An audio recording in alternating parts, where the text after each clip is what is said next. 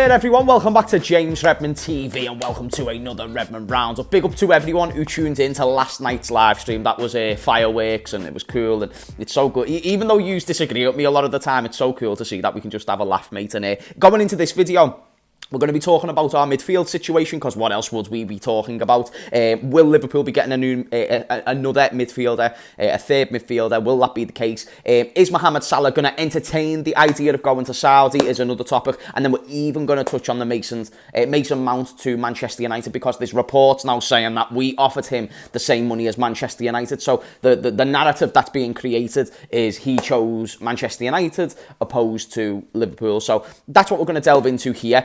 Do smash a like if you're enjoying. If you hate me, then smash a dislike. I'll let me know why in the comments down below. But today, I'll touch on the midfield first. I think it's always good to get that out the way so we know where we are. I've saw conflicting reports, and this is where things get a little bit confusing, and where you've just got to sit there and say, maybe there is a possibility of a new midfielder, and maybe there just isn't. Because I think some people have it in their minds, we are guaranteed a third midfielder to be brought in this summer. But then I respond to you, Thiago's not likely to go.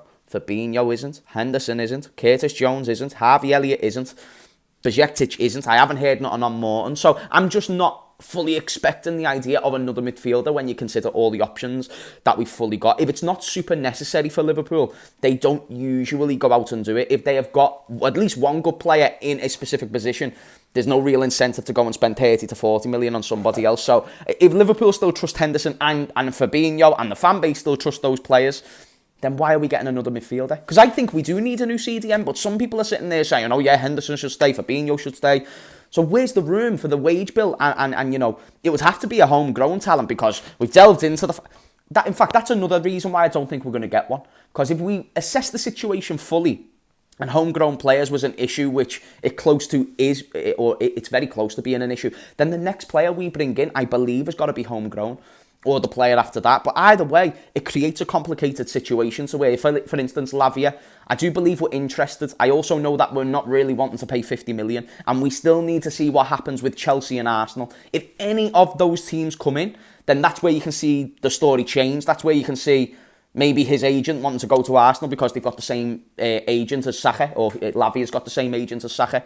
I raise this because then that means the agent can get more money. So times change, so do prospects. But the one thing that hasn't changed, or I don't know if it is changing, is the room for homegrown players. And we need to get more homegrown players. So this is one of the concerns for Liverpool, and it's also why, you know, all those factors. You know, let's say one of those teams do go in for Lavia. Have we got another option that we are assessing, or are we going to wait for an option that's on our radar when they're a little bit cheaper? Because say if option number 2, I don't know, let's say it was Thuram, and Thuram so happened to have a year left on his contract, then boom, maybe now next summer we can go in again for Thuram when he's much, much cheaper. We know Liverpool like to do this, and that's fine. It's, you know, if you have limited funds, then you've got to do your business a certain way. It's just one of those things. But let me know what you think about the midfield situation. I do think we've missed the mark not going in for Kone, but that's just me. I feel like just the fact we never even entertained Kone, I wish we did. But anyway, let's talk about Mason Mount, and then we'll end the video on Salah.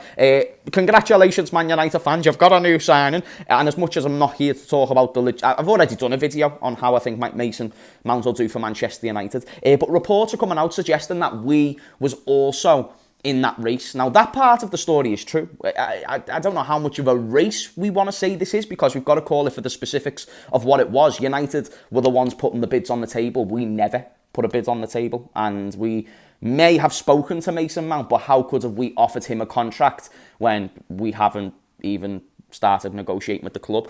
So unless this is a complete hypothetical, which I don't know how a journalist can pick up a phone conversation that can be 100% backed as truthful, to say that somebody at Liverpool of high position and power said, yeah, you can have 200 to 250 grand a week is what the report said.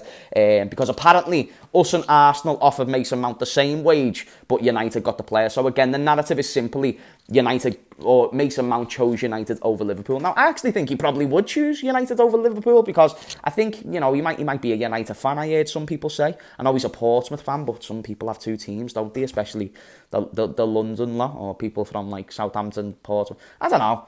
it's a bit of a weird culture there, but the point I'm leading to is he might have chose Man United. I'm not trying to say he wouldn't have, but I also don't see anything that backs up the substance that we've offered him 200 to 250 grand a week. So I do think that's BS. And again, I do think it's just a narrative to say they've got a player over us, because we've done that a fair few times to them.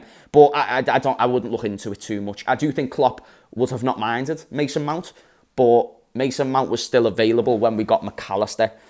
Hashtag just saying. And then we went out and got Szoboszlai after Mason Mount was joined. So it turns out we had different options regardless. So yeah, I wouldn't look too much into that news, but I thought it was worth touching on in case you thought, James, did we offer Mason Mount this contract, and why did we offer him this much? Listen, Szoboszlai is now on 120 grand a week.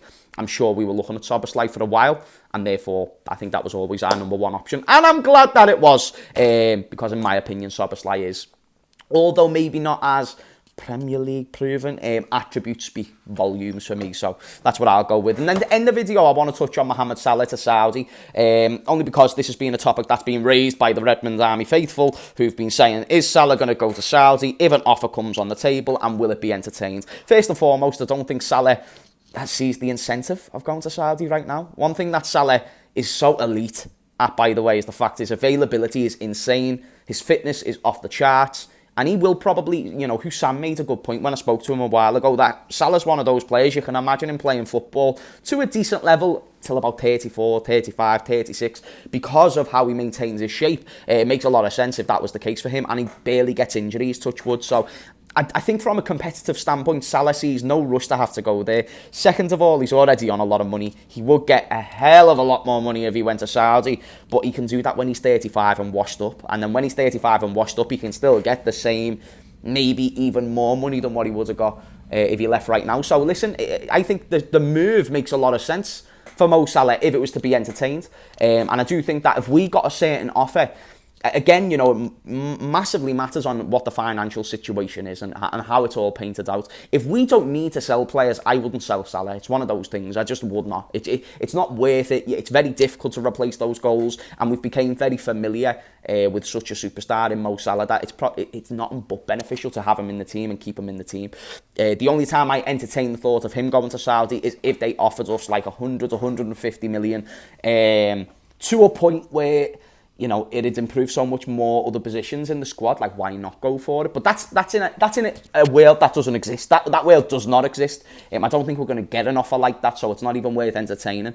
And I don't think Salah's going to go to Saudi. I think right now he's happy with the competition level that he's at. He wants to bring Liverpool back to the top, and maybe once he's done that with that, he'll assess his options and possibly go to PSG one day, then finish in Saudi. I don't know. Maybe he'll finish at Liverpool, but I doubt it. I'd be very surprised if he never played there, but it would make sense, marketing-wise, to bring the number one Muslim athlete in the world. It'd make so much sense to bring Mohamed Salah. But as much as I appreciate that that rumours can build up and that something could come along in the next few weeks that we don't know about right now, I just don't see it happening. I don't see Salah agreeing, I don't see the club agreeing, and I don't see us getting an offer that's enticing enough for Salah to go. That's just me, that's my opinion. But anyway, guys, let me know in the comments down below what you thought about the video and the topics that we talked about. I thought the midfield situation has just become a little bit confusing.